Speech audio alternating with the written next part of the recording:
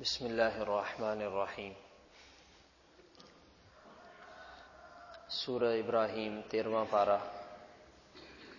آیت نمبر 5 اور 6 کا ترجمہ یہ ہے: وَلَقَدْ أَرْسَلْنَا مُوسَىٰ بِآيَاتِنَا، تحقیق ہم نے حضرت موسیٰ علیہ السلام کو اپنی نشانیوں کے ساتھ بھیجا، ان اخرج قومک من الظلمات الی النور، آپ اپنی قوم کو تاریکیوں سے روشنی کی طرف نکالیں، وذکرہم بایام اللہ، اور انہیں اللہ تعالی کے ایام دن یاد کروائیں۔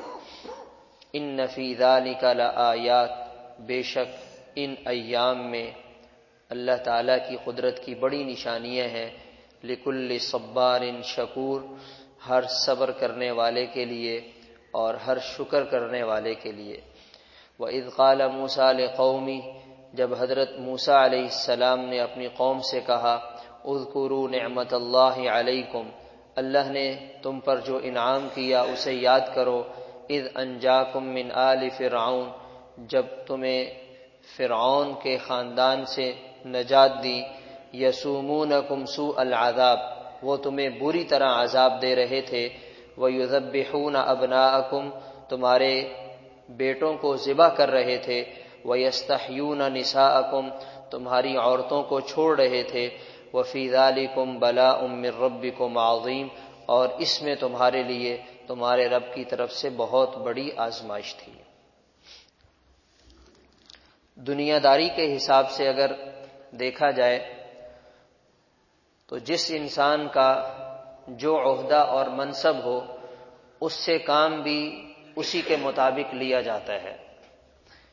اگر اسلام آباد سے کسی ادارے کا جی ایم کراچی اپنے ادارے کی برانچ کو دیکھنے کے لیے آئے تو وہ آ کر یہ نہیں دیکھے گا یہاں چائے کیسی بنتی ہے، یہاں کا فرنیچر کیسے ہے، یہاں پہ لوگ لباس کیسا پہنتے ہیں، اسے کوئی بڑا ایجنڈا دیا جاتا ہے اور وہ آ کر اس ایجنڈے پہ ادارے کو دیکھتا ہے۔ ڈائریکٹر آ جائے، کوئی گورا باہر سے آ جائے کراچی میں کسی ادارے کو دیکھنے کے لیے، سب کے ہاتھ پاؤں پھول جائیں گے، بھئی گورا آ گیا ہے، اس لیے کہ اس کی پوزیشن اور زیادہ بڑی ہے۔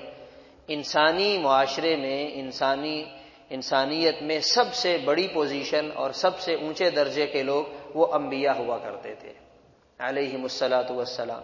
اب ہم نے دیکھنا یہ ہے کہ اللہ تعالیٰ نے انبیاء کو انسانوں کی طرف کیا کام دے کر بھیجا ہے۔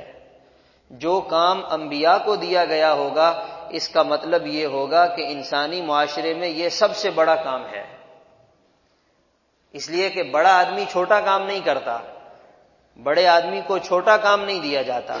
اللہ تعالیٰ فرما رہے ہیں ہم نے حضرت موسیٰ علیہ السلام کو بھیجا ہے، یہ بڑے آدمی ہیں، یہ بڑے انسان ہیں، یہ وقت کے پیغمبر ہیں، ان کا کام یہ ہے ان اخرج قومک من الظلمات الی النور، انسانوں کو، انسانیت کو، اپنی قوم کو، بنی اسرائیل کو اندھیروں سے نکالنا ہے اور روشنی کی طرف لے کر آنا ہے۔ یہ انبیاء کا کام ہے۔ گمراہی سے، نافرمانی سے، کفر سے، شرک سے، برائی سے انسان کو نکال کر ہدایت پر لانا، یہ انبیاء کا کام ہوا کرتا تھا۔ اس کا کیا مطلب ہے؟ یہ سب سے بڑا کام اور یہ سب سے اونچا کام ہے۔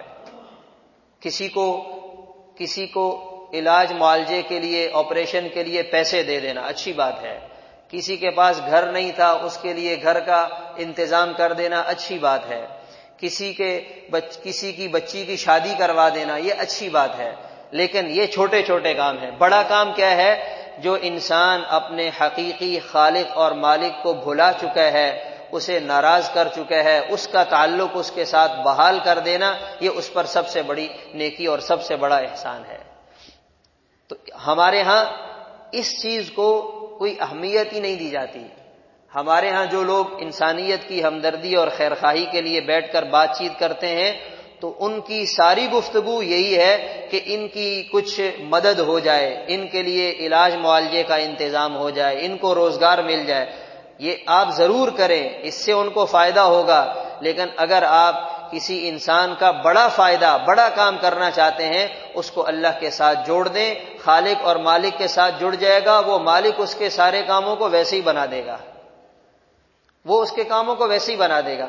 اگلا سوال یہ ہے، ہم میں سے ہر شخص اپنے آپ سے یہ سوال کرے، اپنی ذات سے پوچھے، مجھے دنیا میں آئے ہوئے 50 سال گزر گئے، 60 سال گزر گئے، میں نے لاکھوں کمایا، کروڑوں کمائے اور کروڑوں لگائے، میں نے اپنی اس 60 سالہ زندگی میں اپنے جسم سے، اپنی ذات سے اس کام میں کتنا حصہ ڈالا ہے جس کام کے لیے اللہ کے انبیاء آیا کرتے تھے؟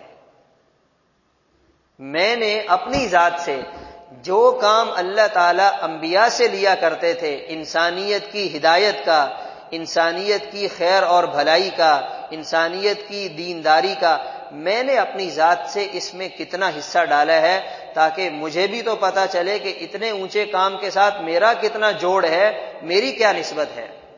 اگر اللہ نے اس کی توفیق دی ہے، یہ اللہ کا بہت بڑا انعام ہے، اور اگر یہ نہیں کیا تو پھر سمجھنا چاہیے کہ میں نے بھی چھوٹے چھوٹے کاموں میں اپنی زندگی گزار دی ہے، میں نے چھوٹے چھوٹے پروجیکٹ لیے ہیں، جو بڑا کام تھا، جو بڑی ذمہ داری تھی، جو انبیاء والا کام تھا، کیا ہی اچھا ہوتا کہ میں بھی اس کا حصے دار بن کر کل اللہ کے سامنے سرخرو ہو سکتا کہ یا اللہ جو کام نبیوں نے کیا تھا میں بھی وہ کام کرتے آپ کے پاس آیا ہوں۔ یہ ہے ان اخرج قومک من الظلمات الی النور، لوگوں کو اندھیروں سے نکال کر روشنی پہ لانا، یہ سب سے اونچا کام ہے، یہ انبیاء کا کام ہے، اور ہمیں بھی اپنی زندگی میں اس کام کو ضرور کرنا چاہیے۔ پھر اس کے ساتھ فرمایا انہیں اللہ کے ایام یاد دلائیں۔ کیا مطلب ہے؟ انسانی قوموں کی تاریخ میں بعض ایام بڑے یادگار ہوتے ہیں، جس پر یا تو اللہ کی طرف سے انہیں کوئی بڑا انعام ملا ہوتا ہے یا کوئی اللہ کی طرف سے بڑا عذاب آیا ہوتا ہے۔ قرآن پاک قوم عاد، قوم سمود، قوم سبا اور قوم شعیب، ان کے واقعات بتلاتے ہیں یہ ایام اللہ ہیں، اللہ کی طرف سے بڑی پکڑ آئی، بڑی سزا آئی، اور اللہ نے ان کو عبرت کا نشانہ بنا دیا۔ ہم پاکستان میں پاکستانی ہونے کی حیثیت سے دیکھیں تو ہمارے ہاں سب سے یادگار دن 14 اگست کا ہے، ہمارا ملک وجود میں آیا۔ ہم اس دن کو کیسے یاد کرتے ہیں، کیسے مناتے ہیں؟ ہونا تو یہ چاہیے تھا کہ ہم سب مسجدوں میں آتے، اللہ کے سامنے سجدہ ریز ہوتے، شکر ادا کرتے، یا اللہ آپ نے آزادی دی، ملک کی آزادی جیسی نعمت سے نوازا، اور ہم آپ کا اس پر شکر ادا کرتے ہیں، آئندہ کے لیے ہم آپ کی مان کر چلیں گے۔ یہ ہے وذکرہم بایام اللہ۔ ہمارے ہاں مثال کے طور پہ جب پاکستان ایٹمی طاقت بنا، چاہیے تو یہ تھا کہ وہ 28 مئی کا دن پوری قوم اللہ کے سامنے سجدہ شکر بجا لاتی، اللہ کا شکر ادا کرتی، یا اللہ آپ کا شکر ہے، آپ نے ہمیں سرخرو کیا، اتنی بڑی نعمت سے مالا مال کیا۔ یہ ہے وذکرہم بایام اللہ۔ یہاں پر کیا ہے؟ ناچ گانا، ڈانس، موسیقی، مخلوط مجالس، یہ تو الٹا اللہ کے عذاب کو دعوت دینے والی بات ہے۔ تو قرآن پاک ہمیں سمجھا رہا ہے اللہ نے جو تمہیں تاریخی دن دیے ہیں، تمہیں عزت سے نوازا ہے، تمہیں کامیابی دی ہے، اس کو یاد کر کے اللہ کا شکر ادا کرو۔ اللہ تعالیٰ کے ان ایام میں بڑی نشانیاں ہیں، اور ہر اس آدمی کے لیے جو صبر کرنے والا ہے اور شکر کرنے والا ہے۔ پھر مزید نعمتوں کا تذکرہ، اذکروا نعمت اللہ علیکم، تم پر اللہ نے جو انعام کیے وہ یاد کرو۔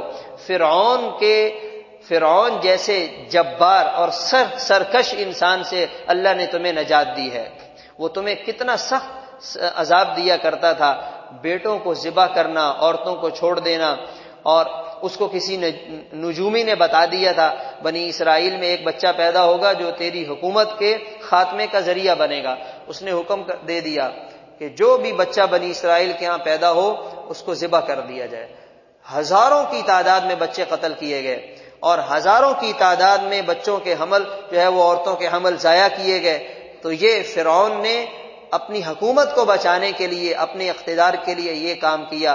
اللہ تعالیٰ فرماتے ہیں کہ اے بنی اسرائیل والو، یہ اللہ نے تم پر کتنا انعام کیا کہ فرعون کو غرق کر کے تمہیں نجات دی ہے، اس میں تمہارے لیے بڑی آزمائش تھی، اسے یاد کرو اور اللہ کا شکر ادا کرو، اللہ کا شکر ادا کرو۔ تو اس میں ہمارے لیے کیا پیغام ہے کہ انسان اپنی انفرادی زندگی میں بھی اللہ تعالیٰ اسے جن انعامات سے نوازتے ہیں ان کو ہمیشہ یاد رکھے، اور اللہ کا شکر ادا کرے، یا اللہ میرے پاس تو کچھ بھی نہیں تھا، مجھے تو کوئی جانتا بھی نہیں تھا، میرا تو کوئی نام بھی نہیں تھا، مجھے تو کوئی پوچھتا بھی نہیں تھا، آج لوگ عزت کرتے ہیں، ملتے ہیں اور مجھے جانتے ہیں، آپ نے مجھے اتنی نعمتوں سے نوازا ہے جس کی کوئی انتہا نہیں۔ پھر آدمی اس پر اللہ کا شکر ادا کرے اور اللہ کی مان کر چلے۔ جو انسان اللہ کی نعمتوں کا شکر ادا کرتا ہے، انہیں یاد رکھتا ہے، اللہ تعالیٰ اس کی نعمتوں میں مزید اضافہ فرماتے ہیں۔ اللہ تعالیٰ عمل کرنے کی توفیق عطا فرمائے۔